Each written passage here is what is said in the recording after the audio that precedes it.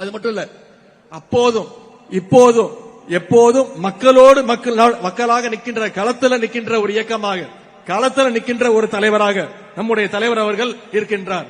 அதனாலதான் இன்னைக்கு திமுகவுக்கும் நம்முடைய முதலமைச்சர் கழக தலைவருக்கும் மக்கள் செல்வாக்கு ஒவ்வொரு நாளும் இன்க்ரீஸ் ஆகிக்கிட்டே போயிட்டே இருக்கு. அதனால சங்கிகளுக்கு நம்ம மேல எப்ப பார்த்தாலும் ஒரு எரிச்சல், ஒரு கோபம். இது நாள் வரைக்கும் தமிழ்நாட்டு பக்கம் எட்டி பார்க்காத திரு நரேந்திர மோடி அவர்கள், பாரத பிரதமர் அவர்கள் இப்போ தமிழ்நாட்டை நோக்கி வர ஆரம்பிச்சிருக்கிறார். என்ன காரணம்? தேர்தல். தேர்தல் வந்தோடனே அவருக்கு தமிழ்நாடு ஞாபகம் வந்துடும். இனிமே மோடியை பிடிக்க முடியாது. அடிக்கடி தமிழ்நாட்டுக்கு வருவார், திருக்குறள் சொல்லுவார், கடலுக்கு அடியில போய் தியானம் எல்லாம் பண்ணுவார். கொஞ்ச நாள் முன்னாடி தமிழ்நாட்டுக்கு வந்திருந்தார். என்ன சொன்னாரு? தமிழ்நாட்டுக்கு டபுள் இன்ஜின் சர்க்கார் வேணும் அப்படின்னு சொன்னார். திரு பிரதமர் மோடி அவர்களே, நாங்கள் திராவிட மாடல்ங்கிற சிங்கிள் இன்ஜினை வச்சு ஏற்கனவே டபுள் டிஜிட் growth 11.19% growth எட்டிட்டோம். நீங்க சொல்ற அந்த டபுள் இன்ஜின் டப்பா இன்ஜினை வச்சுக்கிட்டு பீகார், உத்தரப்பிரதேச மாநிலங்கள் இன்னும் 6% வளர்ச்சியை கூட நீங்க தொடல. தமிழ்நாடு அடைஞ்சிருக்கிற வளர்ச்சியில பாதியை கூட நீங்க தொடர. பொதுவா தேர்தல எல்லாரும் என்ன சொல்லுவாங்கன்னா ஜனநாயக திருவிழா அப்படின்னு சொல்லுவாங்க. ஒரு திருவிழாவில் என்னெல்லாம் இருக்கும்? வான வேடிக்கை நடக்கும், மக்கள்லாம் உற்சாகமா இருப்பாங்க, எல்லாரும் சேர்ந்து மகிழ்ச்சியா கொண்டாடுவாங்க. அப்படிப்பட்ட ஒரு அணியாகத்தான் நம்முடைய தலைவர் தலைமையிலான மதச்சார்பற்ற முற்போக்கு கூட்டணி ஒரு அணியாக, மகிழ்ச்சியான அணியாக இன்றைக்கு இருக்கிறது. அதே மாதிரி திருவிழா நேரத்தில் புது புது கடைகள்லாம் போடுவாங்க. மக்களை கூப்பிட்டு பொய் விளம்பரம் சொல்லி பொய் வியாபாரம்லாம் பண்ணுவாங்க. பலூன் எல்லாம் ஊதி குழந்தைங்களுக்கு எல்லாம் ஷோ காட்டுவாங்க. அது மாதிரிதான் இன்னைக்கு தேர்தல் வந்தோடனே தேர்தல் திருவிழானால தமிழ்நாட்டில் புதுசு புதுசா கடை விரிக்க ஆரம்பிச்சிருக்கிறாங்க. எப்படி திருவிழா டைம்ல போட்ட கடையெல்லாம் திருவிழா முடிஞ்சோடனே எல்லா கடையெல்லாம் காணா போயிடும். அதே மாதிரி இந்த தேர்தல் முடிஞ்சதும் அந்த கடை அனைத்தும் காலி ஆயிடும். ஆனா திராவிட முன்னேற்ற கழகம் தான் என்னைக்குமே மக்களோடு மக்களா நின்று இருக்கும். அது மட்டும் இல்ல, திருவிழா கூட்டத்தில் பிள்ளை பிடிக்கிற கோஷ்டி, பிக் பாக்கெட் அடிக்கிற கோஷ்டியும் உள்ள வருவாங்க. மிட்டாய் வாங்கி தர, ஐஸ்கிரீம் வாங்கி தர, சாக்லேட் வாங்கி தரேன்னு குழந்தைங்களை கடத்த பார்ப்பாங்க. இப்போ அதே மாதிரி ஆரம்பிச்சிருக்கிறாங்க. இப்போ ஈடு கேஸ்ல இருந்து நான் காப்பாத்துறேன், ஃபெரா கேஸ்ல இருந்து நான் உங்களை காப்பாத்துறேன், மெடிக்கல் காலேஜ் கேஸ் ஊழல் இருந்து நான் உங்களை காப்பாத்துறேன், சம்பந்தி டெண்டர் எடுத்த கேஸ நான் முடிச்சு தரேன். இப்படி கேஸையெல்லாம் காட்டி காட்டி இன்னைக்கு அடிமை கூட்டத்தை பாசிஸ்டுகள் தூக்கி இருக்காங்க. இந்த மிரட்டலுக்கெல்லாம் அடிமை அதிமுக பயப்படலாம்.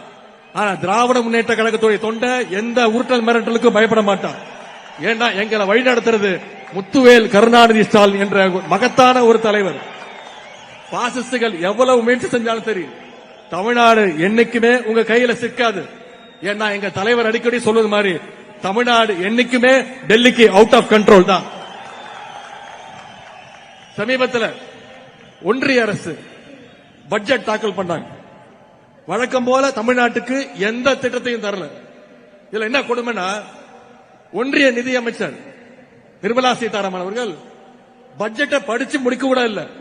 அதுக்கு முன்னாடியே தமிழ்நாட்டில் இருக்கக்கூடிய எதிர்க்கட்சி தலைவர் திரு எடப்பாடி பழனிசாமி அவர்கள் வாழ்த்து சொல்றார். என்ன மிகச்சிறந்த பட்ஜெட், சிறப்பான பட்ஜெட் அப்படின்னு. பட்ஜெட்டே படிச்சு முடிக்கல.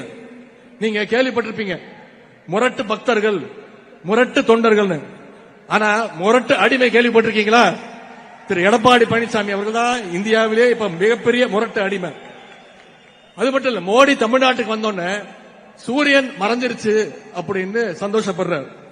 நம்ம தலைவர் சொன்னாங்க, கால்களை மட்டுமே பார்த்துட்டு இருந்தீங்கன்னா மேல பார்த்தாதானே உங்களுக்கு சூரியன் தெரியும்னு தலைவர் சொன்னாங்க. உடனே திரு எடப்பாடி பழனிசாமி அவர்களுக்கு கோவம் வந்துருச்சு. என்ன தெரியுமா சொல்றாரு? காலை பார்த்து நடந்தாதான் நாங்க நேரா பார்த்து நடக்க முடியும், காலை பார்த்தாதான் நேரம் நடக்க முடியுமா அப்படின்னு ரொம்ப அறிவுபூர்வமா கேட்டார். திரு எடப்பாடி பழனிசாமி அவர்களே, தலையை நிமிர்ந்து பாதையை பார்த்து நடந்தீங்கன்னா தான், வழியை பார்த்து நடந்தாதான் நேரம் நடக்க முடியும். நீங்க திரு மோடியுடைய காலையும் திரு அமித்ஷாவுடைய காலையும் பார்த்துட்டே நடந்தீங்கன்னா உங்களை மாதிரி முட்டு சந்தில தான் போய் நிக்க முடியும். இவ்வளவு நாளா அதிமுக பாஜகவுடைய கிளையா இருந்துச்சு. இன்னைக்கு அதிமுக பாஜகவோட இலையா மாறிடுச்சு. தமிழ்நாட்டில் 10 தோல்வி பழனிசாமியும் மொத்த தோல்வி மோடியும். என்னதான் கூட்டணி வச்சாலும் தமிழ்நாட்டுக்குள்ள உங்களை ஒருபோதும் தமிழ்நாட்டு மக்கள் அனுமதிக்க மாட்டாங்க. கழக இளைஞர்கள், நம்முடைய இளைஞரணி தம்பிமார்கள் எப்படிப்பட்டவங்கன்னு பேரறிஞர் அண்ணா அவர்கள் அவரே சொல்லியிருக்கிறார். இந்தி திணிப்புக்கு எதிரான போராட்டம் பண்ணப்போ கழக இளைஞர்கள் மீது தடியடி, துப்பாக்கி சூடு பல்வேறு தாக்குதல்கள் நடத்தினாங்க.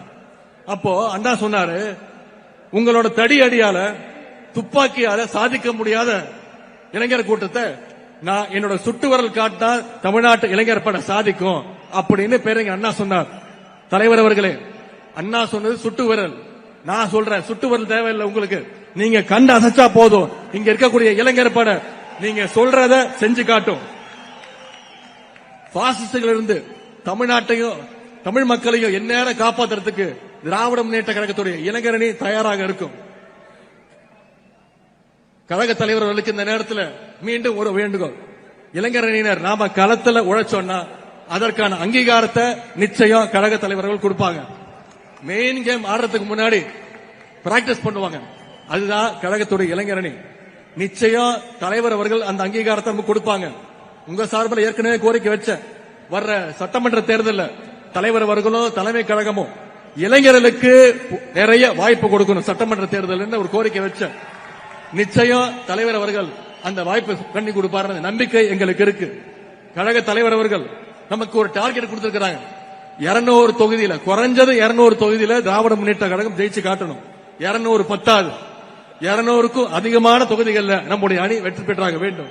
குறிப்பா இந்த தெற்கு மண்டலத்தில் இருக்கக்கூடிய 58 சட்டமன்ற தொகுதிகளையும் திராவிட முன்னேற்ற கழகம் வெற்றி பெற்றாக வேண்டும்.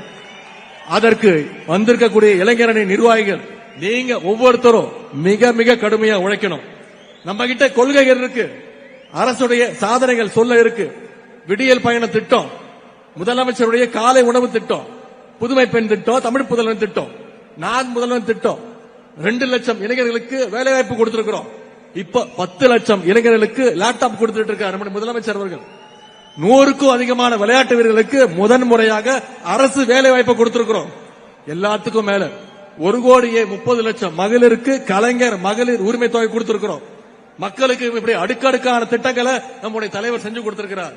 இவ்வளவு சாதனைகளை செஞ்சுட்டு நாம இன்னைக்கு தைரியமா மக்களை சந்திக்கிறதுக்கு தயாரா இருக்கோம். மத்தவங்க மாதிரி வீட்டுக்குள்ள போய் தூங்கிட்டு மாசத்துக்கு ஒரு வாட்டி வெளியில வந்து மூஞ்ச மூடிட்டு திருட்டு தினமா டெல்லிக்கு போய் சுத்துற தலைவர் கிடையாது நம்முடைய தலைவர். நீங்க வந்திருக்கக்கூடிய இளைஞரணி நிர்வாகிகள் மக்களை சந்திச்சு நம்முடைய சாதனைகளை எடுத்து சொல்லுங்க. இளைஞரணியுடைய திராவிட மாடல் அரசுடைய பிராண்ட் அம்பாசிடர் தூதுவர்களாக நீங்க மக்கள்கிட்ட போய் சேர வேண்டும். இன்னும் தேர்தலுக்கு சரியாக 60 நாட்கள் தான் இருக்கு. இந்த 60 நாட்களும் நீங்க ஒவ்வொருவரும் மக்களை சந்திச்சு நம்முடைய பிரச்சாரத்தை மேற்கொள்ள வேண்டும். நம்முடைய திராவிட மாடல் அரசு, நம்முடைய கழக தலைவர் அவர்கள் ஏன் மீண்டும் முதலமைச்சர் அமரணும்ன்ற பிரச்சாரத்தை நீங்க மக்கள்கிட்ட கொண்டு போய் சேர்க்க வேண்டும். மக்களிடம் செல், மக்களோடு வாழ், மக்களிடமிருந்து கற்றுக்கொள்ளே பேரறிஞர் அண்ணா அவர்கள் நமக்கு சொன்னார். அந்த வகையில நம்முடைய முதலமைச்சர் அவர்கள் ஒவ்வொரு நாளும் மக்களை சந்திச்சுட்டு இருக்கிறார். மக்களோடு மக்களாக வாழ்ந்து அவங்களுக்கான திட்டங்களை கொடுத்துட்டு இருக்கிறார். ஆனா இன்னைக்கு சில பேர் மக்களை கண்டாலே தெரிச்சு ஓடுறாங்க. தூக்கத்திலிருந்து எந்திரிச்சு வந்து இப்ப கண்டதையும் வளரிட்டு இருக்கிறாங்க. இங்க இருக்கக்கூடிய லட்சக்கணக்கான இளைஞர்கள் தம்பிமார்கள் உங்கள் சார்பா நான் சொல்றேன், எங்களுடைய உதயசூரியன் சின்னங்கிறது சும்மா ஏதோ செவுத்தில் எழுதுற சின்னம் கிடையாது.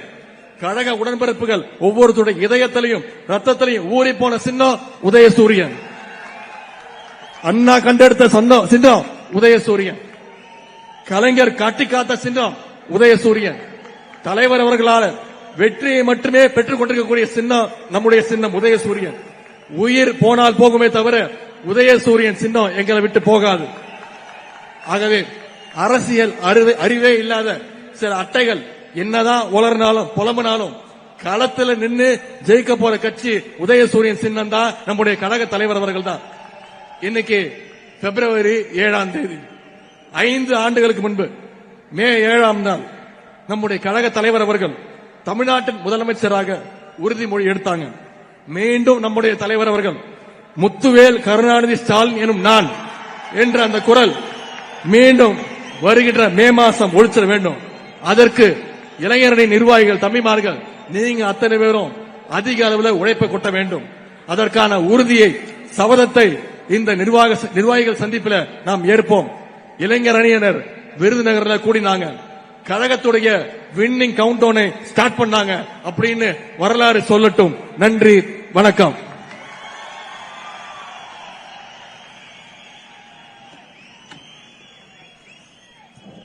சிறப்பாக சிறப்புரையாற்றி